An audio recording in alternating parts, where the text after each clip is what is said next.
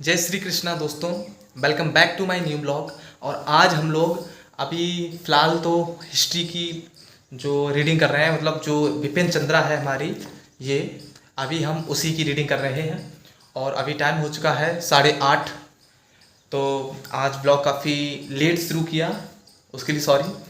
लेकिन अभी गाइज मुझे अभी अपना ये स्टडी टाइम जो है उसे डिले करना पड़ेगा और मुझे काफ़ी डिफरेंट काम आज फिर से करना पड़ेगा।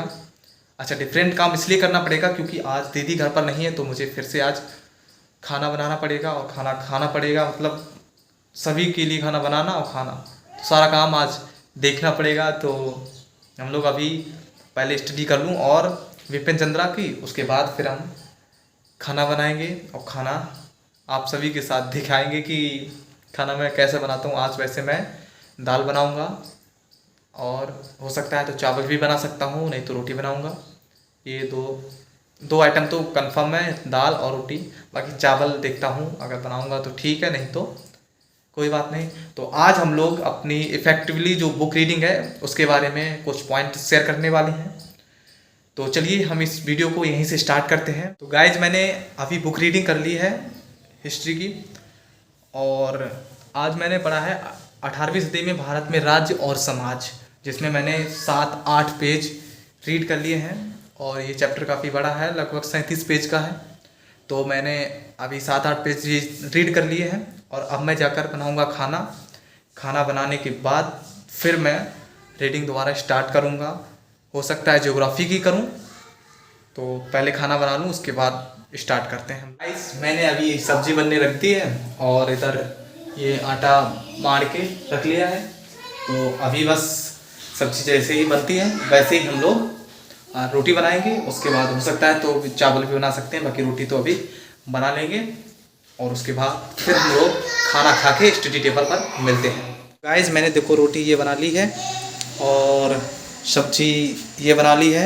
ये मसूर की दाल है, चावल बनाने को है और अभी मैं खाना परोसने जा रहा हूँ। अब खाना खाऊँगा, उसके बाद फिर मैं हाथ धुल के और पढ़ाई के लिए फिर से बैठ जाऊँगा। अब मैं खाना खाने जा रहा हूँ और अभी मैं ये खाना खा लूँ, उसके बाद हम लोग फिर से स्टडी टेबल पर मिलते हैं एक नए जोश और जुनून के साथ पढ़ाई करते हुए। शायद ज्योग्राफी ही स्टार्ट होती है। सो फाइनली गाइज अब हम खाना खा चुके हैं और ये देव अभी पढ़ाई कर रहा है।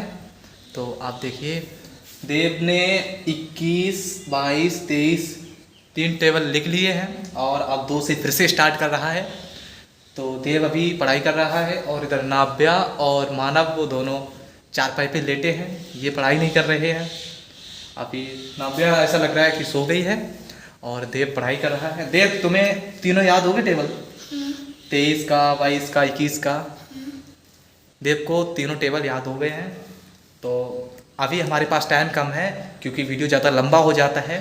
तो अभी हम लोग स्टडी टेबल पर मिलते हैं क्योंकि सुनेंगे देव से कल टेबल। ओके, तो चलिए मिलते हैं हम लोग स्टडी टेबल पर। गाइज मैं आ चुका हूँ अब स्टडी टेबल पर और अब मैं आपके साथ शेयर करूँगा कि एक इफ़ेक्टिव रीडिंग कैसे करते हैं, मतलब बुक को कैसे पढ़ते हैं सही से। तो मैं अभी आपको थोड़ा ऑब्जर्वेशन करके दिखाता हूँ कि कैसे इफ़ेक्टिव रीडिंग करते हैं। तो गाइज ये कल का जो मैंने टाइम बनाया था, टुडे टारगेट 11/8/2023 का, तो उसमें कल जो मैंने आपको बताया था ना कि मैंने देखो इसमें मैंने साफ लिख भी रखा है कि मैंने आज जो ज्योग्राफी का चैप्टर ख़त्म कर दिया है, लेकिन मुझे ख़त्म करने में बहुत समय लगा है और ये काफ़ी बेकार स्ट्रेटजी है जिसमें इतना समय लगता है। तो मुझे यही लगता है कि मैंने मोबाइल का बहुत यूज किया।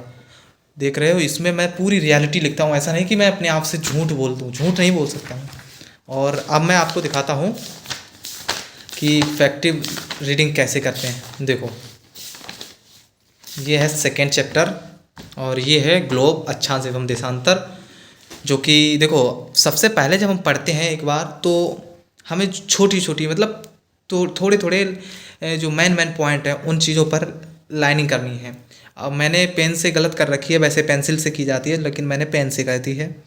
तो कोई बात नहीं, बस माइंड में आ जाना चाहिए। बाकी पेन, पेंसिल, रबड़ कटर जो भी करो यूज वो करते रहो। तो ये मैंने सबसे पहले छोटा छोटा पॉइंट जो कि मुझे लगा इम्पोर्टेंट है उन सभी जगह पे इस तरह से लाइनिंग कर रखी है। लेकिन इफेक्टिव लर्निंग की बात करें तो सबसे पहले क्या होता है, हमें चैप्टर पढ़ने से पहले पहले उसकी हेडिंग जो सबसे मेन है कि चैप्टर का नाम क्या, तो ग्लोब, अक्षांश एवं देशांतर पहले चेक करना है।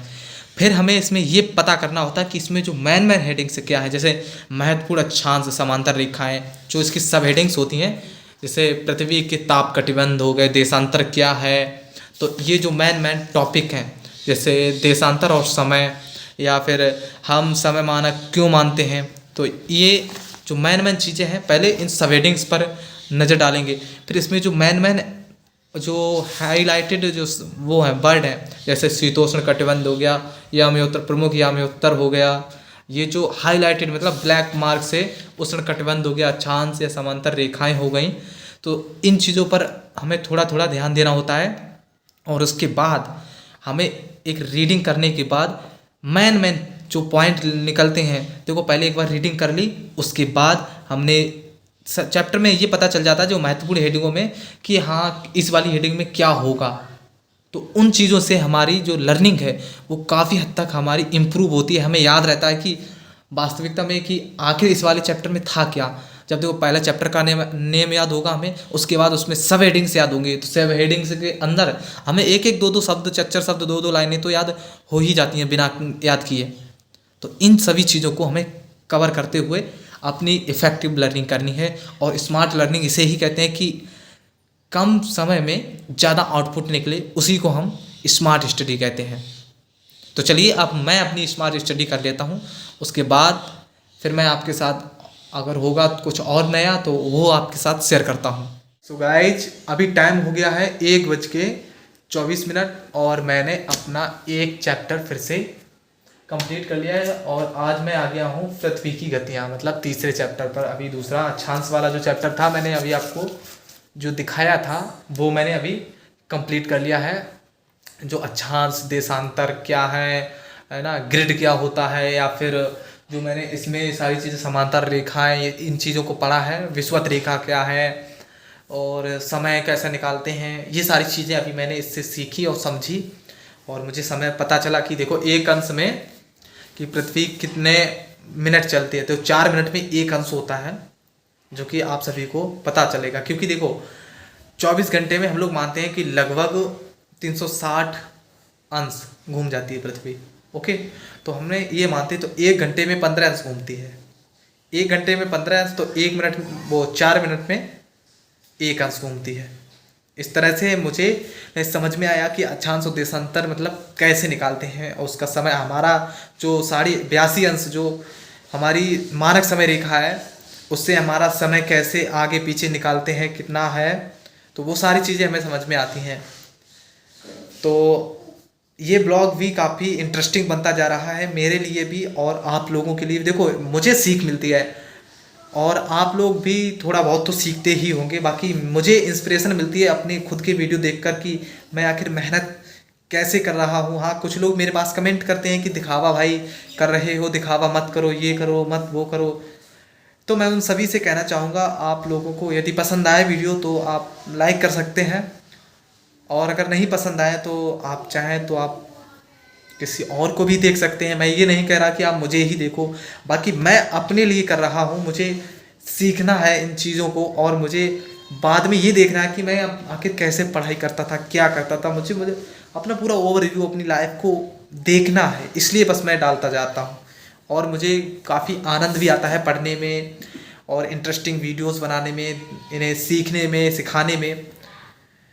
तो बहुत सारे दोस्तों का मेरे कमेंट्स आता रहता है कि भाई बहुत अच्छा कर रहे हो। कुछ लोगों का ऐसा भी कमेंट आता है तू नहीं कर पाएगा भाई, या तू कुछ नहीं कर पाएगा, ऐसा भी आता है। तो कहीं ना कहीं भगवान राम तक को किसी ने जो नहीं छोड़ा है गालियाँ देने के लिए, तो मैं तो फिर भी एक इंसान हूँ, तो मुझे तो स्वाभाविक रूप से मिलेंगी ही, तो इसमें कोई प्रॉब्लम नहीं। मैं नेगेटिविटी की ओर ध्यान नहीं दूंगा। जैसे कहते हैं ना कि संख्याएं 100 तक लिखो, अगर 99 डबल बार कर दो ना, तो 100 संख्याएं जो 99 लिखी है सही, उन्हें छोड़कर जो डबल 99 है उसी पर ध्यान जाएगा।